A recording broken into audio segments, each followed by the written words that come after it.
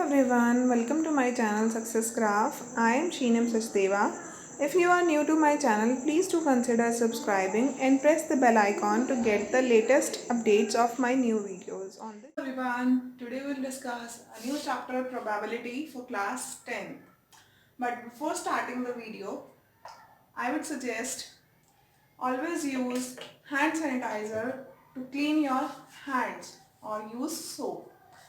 See, now tell me what is the probability that I'm not getting affected by any virus using hand sanitizer? Think about it. So आज हम इस video में यही पढ़ने वाले हैं कि हम किसी भी इवेंट की प्रोबेबिलिटी को कैसे चेक करते हैं. राइट, तो सबसे पहले स्टार्ट करेंगे with some important points. First point है outcomes. What is outcome? Outcome क्या होता है? आउटकम बेसिकली जो भी इवेंट होता है जिसके बारे में हम बात करते हैं, यानी कि कोई भी random experiment, a possible result of a random experiment is called its outcome. For example, अगर हम कॉइन को टॉस करते हैं, then the outcome of this experiment are head and tail. इसके दो आउटकम आएंगे, हेड एंड टेल. इन दोनों outcomes को, अगर हम इन दोनों आउटकम्स को एक मिडल ब्रैकेट में लिखते हैं, यानी कि सेट बनाते हैं, इसका set of these outcomes H and T. इसको अगर मिडल ब्रैकेट में लिखते हैं तो ये जो टर्म बनती है इसको हम सेट बोलते हैं, और ये कहलाएगा, पूरा सेट कहलाएगा आपका सैंपल स्पेस. इसको हम बोलते हैं sample space. So sample space is basically the set of outcomes. Next आपके पास आता है elementary event. Elementary event क्या होते हैं? An outcome of a random experiment is called an elementary event. For this case, tossing a coin, possible cases आ रहे हैं H and T, यानी कि head and tail.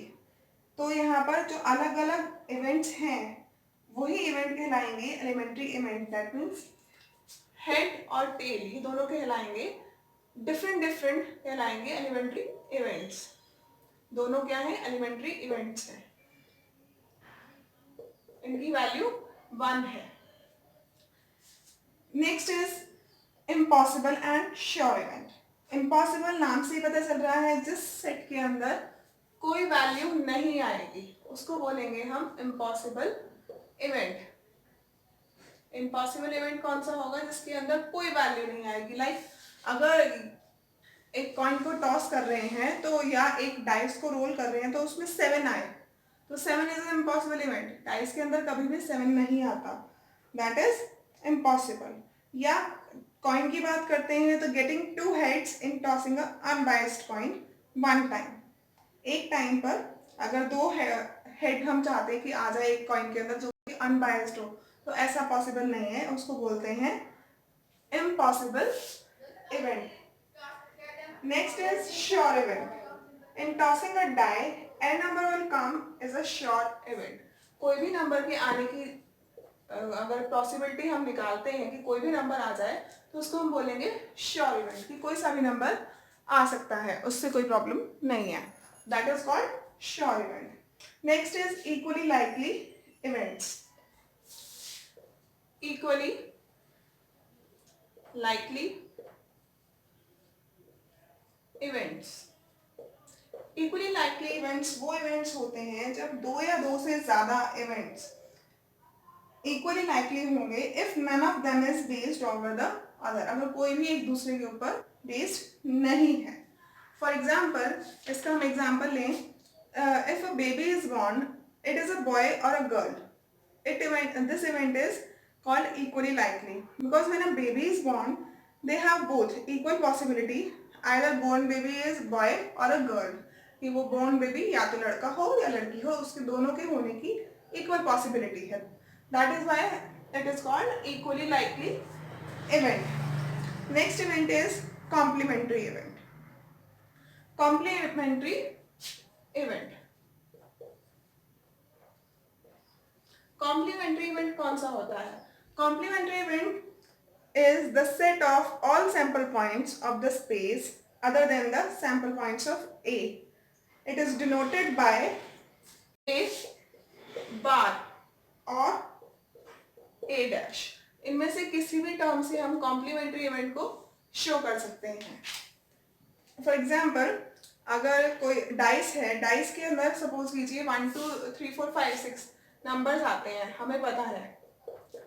मैंने इसके अंदर से एक इवेंट चूज किया A, जिसके अंदर नंबर हैं 1 2 एंड 4.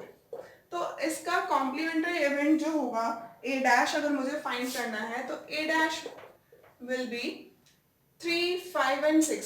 जो एलिमेंट ए के अंदर थे उन एलिमेंट्स को टोटल सैंपल स्पेस में से हम बाहर निकाल देंगे, एंड जो बचे हुए एलिमेंट होंगे that are called complementary event.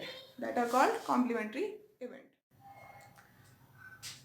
Now formula for probability of an event is, if let A be the event, then probability of event A is number of favorable outcome upon number of total outcome. जितने भी outcomes given हैं, total का outcome को हम हमेशा denominator में लिखेंगे, and जो फेवरेबल आउटकम्स होंगे जिसकी हमें फाइंड करनी है प्रोबेबिलिटी, उसको हम न्यूमरेटर में लिखेंगे. देन जो प्रोबेबिलिटी आएगी, जो वैल्यू आएगी, that is called the probability of that particular event. यहाँ पर एक कंडीशन है that probability of an event should be lie in between 0 and 1. Probability किसी भी इवेंट की 0 के इक्वल या उससे बड़ी होगी और 1 के इक्वल या उससे छोटी होगी. हमेशा 0 और 1 के बीच में लाई करेगी. और अगर किसी इवेंट की प्रोबेबिलिटी 0 होती है, किसी इवेंट की प्रोबेबिलिटी की वैल्यू अगर 0 आती है, तो उसका मतलब होता है that event should be impossible. तो वो इवेंट होगा ही नहीं, तभी उसकी प्रोबेबिलिटी 0 आएगी. एंड अगर किसी की प्रोबेबिलिटी 1 होती है, then that is called elementary event. यहाँ पर एक चीज़ हमें ध्यान देनी कि जो श्योर इवेंट होगा उसकी प्रोबेबिलिटी हमेशा, जैसे मैंने अभी बताया, 1 होगी. तो पी ए इक्वल्स टू 1, ये होगी इवेंट प्रोबेबिलिटी श्योर इवेंट की. एंड इम्पॉसिबल इवेंट की प्रोबेबिलिटी होगी P A equals to 0. Impossible, right. And एक चीज और यहाँ से हमें मिलती है, एक नोट है स्पेशली, दैट हमेशा प्रोबेबिलिटी, जितनी भी टर्म्स की हम प्रोबेबिलिटी निकालेंगे उसका सम हमेशा 1 आएगा, मतलब टोटल उसका 1 होना चाहिए. एंड एक और चीज़ है कि अभी हमने एक कॉम्प्लीमेंट्री इवेंट भी पढ़े थे, तो sum of probability of an event and sum of probability of complementary event equals to 1. Means probability of A plus probability of A dash equals to 1, which is total probability. तो ये हमें formula याद रखना है, और इस formula के ऊपर बेस्ड हम इसके क्वेश्चंस करेंगे. यहाँ पर हम करने वाले हैं एनसीईआरटी के प्रोबेबिलिटी चैप्टर के कुछ क्वेश्चंस.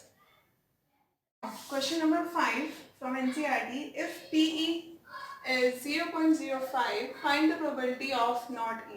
एक इवेंट E है जिसकी प्रोबेबिलिटी ऑलरेडी हमें गिवन है 0.05, and we have to find the probability of not E. उस इवेंट E के ना होने की प्रोबेबिलिटी निकालनी है.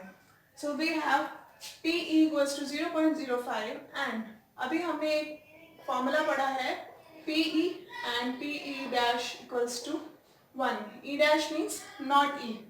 E के ना होने की प्रोबेबिलिटी. तो E के होने की प्रोबेबिलिटी हमें पता है, E के ना होने की प्रोबेबिलिटी हमें फाइंड करनी है. इन दोनों का सम 1 होता है. सो PE dash equals to 1 minus probability of E, which is equals to 1 minus 0.05, which is equals to 0.95. So probability of not E is 0.95. Next question है question number 6. A bag contains lemon flavored candies only. Manli takes out one candy without looking into the bag. एक bag है जिसके अंदर सिर्फ और सिर्फ lemon flavour की candies हैं. मानली उसके अंदर से एक कैंडी निकालती है बिना देखे. What is the probability that she takes out? First one an orange flavored candy, second one a lemon flavored candy. So अगर बैग के अंदर कुछ कैंडीज हैं और उन कैंडीज के अंदर सिर्फ और सिर्फ लेमन कैंडीज हैं. सो जब फर्स्ट पार्ट है उसने निकालनी है orange flavoured candy. Because the bag contains only lemon flavoured candies, so it does not contain an orange flavoured candy. So यहाँ पर कितनी आएगी उसकी probability? That probability is equals to 0, क्योंकि उसके अंदर तो कैंडी है ही नहीं ऑरेंज फ्लेवर की, तो वो उसमें से कैंडी नहीं निकाल सकती. सिमिलरली सेकेंड पार्ट जो दिया है उसमें पूछा है a lemon flavoured candy. Because bag के अंदर सारी ही लेमन कैंडीज हैं, तो वो उसमें से कोई भी निकालेगी तो उसकी प्रोबेबिलिटी 1 होगी. नेक्स्ट क्वेश्चन है question number 7. It is given that in a group of 3 students, the probability of 2 students not having the same birthday is 0.992. एक इवेंट गिवन है जिसमें प्रोबेबिलिटी दी हुई है 2 स्टूडेंट की not having the same birthday. 0.992 ये है not having same birthday.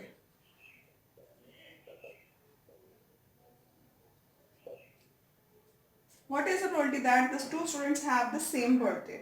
ये question भी सेम इस 5th क्वेश्चन की तरह होगा. हमें दोनों का सेम डे बर्थडे ना होने की प्रोबेबिलिटी गिवन है और प्रोबेबिलिटी फाइंड करनी है कि दोनों स्टूडेंट्स का सेम डे पर बर्थडे हो. तो PE हमें गिवन है 0.992. We have to find PE dash. तो वो क्या होगा? 1 माइनस PE, 1 माइनस 0.992 और यहाँ से हमारे पास वैल्यू आ जाएगी 0.008. तो ये इसका आंसर होगा. That means the probability of 2 students having the same birthday is 0.008.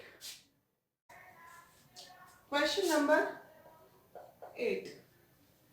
A bag contains 3 red balls and 5 black balls. Bag के अंदर 3 रेड बॉल्स हैं एंड 5 ब्लैक बॉल्स हैं. राइट. सो यहाँ पर हमें दिया हुआ है a ball is a random drawn at random from the bag. What is the probability that the ball drawn is red, not red? 2 part भी है, एक में रेड बतानी है, एक में नॉट रेड. तो हमें एक बैग गिवन है जिसके अंदर 2 बॉल्स हैं. रेड बॉल्स जो है 3, ब्लैक बॉल्स हैं जो कि कितनी है 5. सो इसमें से हमें वैल्यू निकालनी है रेड के होने की और रेड के ना होने की. सबसे पहले टोटल नंबर ऑफ बॉल्स निकालेंगे बिकॉज हमें फॉर्मूले के अंदर टोटल नंबर ऑफ बॉल्स चाहिए. तो टोटल नंबर ऑफ बॉल्स होंगी 3 + 5 which is equals to 8. Now let करते हैं एक इवेंट E है. Let E be the event which says event of drawing 1 red ball. 1 red ball निकालने की प्रोबेबिलिटी हम निकालते हैं इसमें से. तो let E be the event of drawing 1 red ball.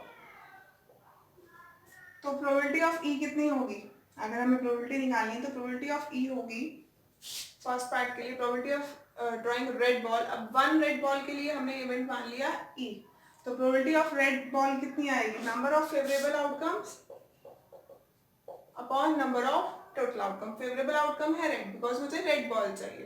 तो नंबर ऑफ फेवरेबल आउटकम हो गया 3 बॉल्स थी, उनमें से कोई भी रेड बॉल मिल जाए हमें कोई प्रॉब्लम नहीं है, तो 3 हो गया. एंड टोटल बॉल्स कितनी थी? Number of total outcome is 8. तो इसकी प्रोबेबिलिटी होगी 3/8. सेकेंड पार्ट है probability of not drawing a red ball. ना आने की प्रोबेबिलिटी निकालनी, तो वो हम कैसे निकालेंगे? 1 minus PE, that means 1 minus 3/8, which is equals to 5/8.